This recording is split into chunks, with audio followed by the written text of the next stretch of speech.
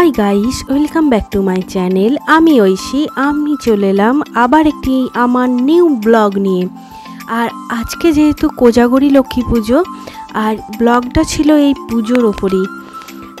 আমি এখন ঘড়িতে বাজছে সন্ধে 6টা, আর আমি স্নান সেরে একটি লাল টুকটুকে ঢাকাই পরে চলে এসেছিলাম আমার বাড়ির পুজো করতে। এখানে আমি আমার নিজের বাড়ির পুজো আগে সেরে নেব, তারপরে যাব আমরা পাড়ার পুজো দেখতে।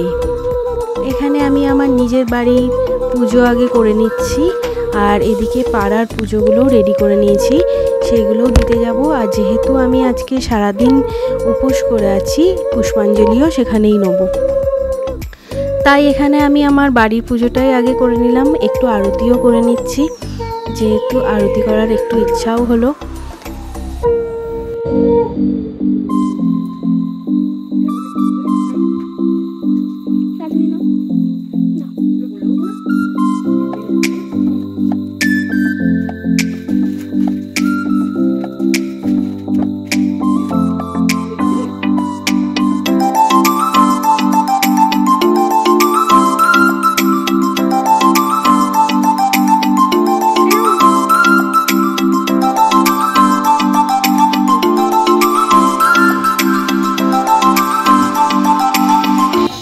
পুজো করে নেওয়ার পর এখানে আমি, আমার শাশুড়ি মা আর আমার মেয়ে তিনজনে মিলে চলে গিয়েছিলাম পাড়ার পুজো দেখতে।